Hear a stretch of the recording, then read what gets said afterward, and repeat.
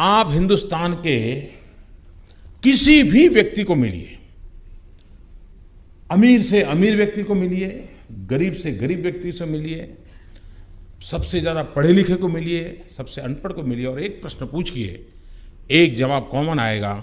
उसके जीवन का मकसद क्या है? बच्चों को अच्छी शिक्षा। किसी को भी पूछा, आप अपने ड्राइवर को पूछिए, भाई क्या क्या सोचते हो? नहीं साहब, बच्चों को अच्छी शिक्षा मिल जाए, मेरी तो जिंदगी ड्राइवरी में पूरी हो गई, उसको मैं कुछ बनाना चाहता हूँ। साहब, मैं कईयों को पूछता हूँ, गरीब व्यक्ति ड्राइवर होगा, लिफ्टमैन होगा, मैं कभी पूछता हूँ, भाई कर्ज वर्ज तो नहीं है ना? तो कहते नहीं साहब, कर्ज है। कर्ज किस बात का है? बच्चों को अच्छी स्कूल में पढ़ने के लिए कर्ज किया उसने। इसका मतलब हुआ कि देश में सबसे ज्यादा मांग अगर किसी की है तो बेस्ट टीचर्स की है। हम इस बेस्ट टीचर निर्माण करने को और सामान्य व्यक्ति को लगे कि भाई टीचर बनना एक बड़ा गौरवपूर्ण काम है और मैं बहुत कुछ कंट्रीब्यूट कर सकता। और किसी टीचर से पढ़ाई करने के लिए आपने स्टूडेंट्स की इतनी भीड़ देखी है?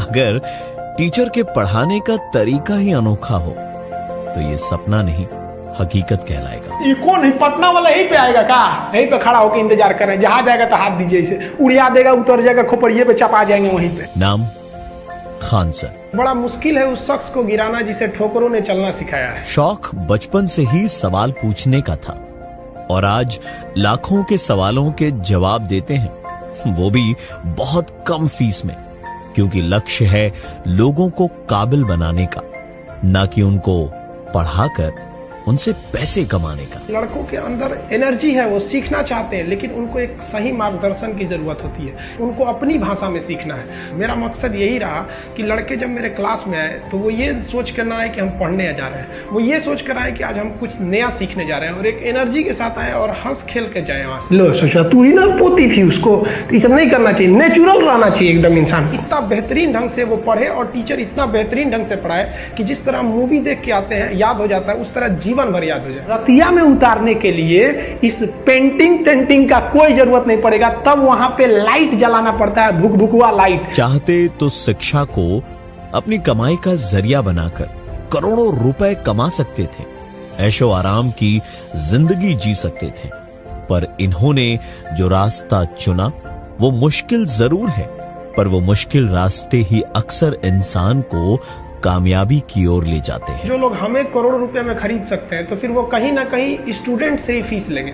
और मेरा मकसद यही है कि समाज की अंतिम पीढ़ी को हम शिक्षा दे सके, जिसे तकिया खरीदने का पैसा नहीं, वो अपना हाथ मोड़ कर तकिया लगाता है, तो उसे हम कैसे पढ़ा सकते हैं? जब हमें कोई अगर 1 करोड़ में खरीदेगा तो वो स्टूडेंट से लेगा। इसलिए हम कम से कम में हम शिक्षा देना चाहते हैं ताकि वो लोग जागरूक हो सके। एक अच्छे स्टूडेंट के पीछे सिर्फ एक टीचर का हाथ नहीं होता, क्योंकि जिम्मेदारी उनकी भी है जिनकी उंगलियां पकड़कर हमने चलना सीखा है। हमारा अभिभावक के लिए भी मैसेज रहेगा कि गार्जियन के लिए कि आप अपने बच्चे को बहुत प्यार दीजिए, उसे प्यार दीजिए जितना दे सकते हैं, कोई कमी मत कीजिए, लेकिन उस पर हमेशा नजर बैठाए रखिए कि गलत करेगा।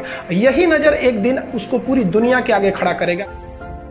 खान सर जैसे लोग हैं जिन्होंने गरीबी को बहुत करीब से देखा, इसलिए गरीबी को हराने का सबसे बड़ा हथियार अपना लिया, यानी शिक्षा।